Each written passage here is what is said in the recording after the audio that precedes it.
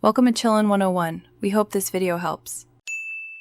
You start by placing your cured mold or flat piece on a level, dust-free workspace. This prevents bubbles and uneven cures. Once ready, trim the transparent sticker as close to the art as possible and peel the backing slowly to avoid stretch. Next, mix a small batch of resin per manufacturer ratio and pour a thin 0.5 mm tack coat where the sticker will sit.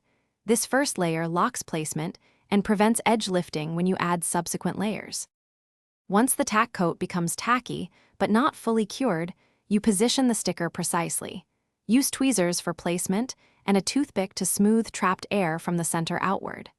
Make sure the sticky layer adheres evenly to avoid halos and trapped microbubbles. Then, pour a controlled 2-3 mm encapsulation layer over the sticker to fully embed it. Gently pass a heat source to remove bubbles, and watch how surface tension helps the resin conform to edges without lifting the sticker.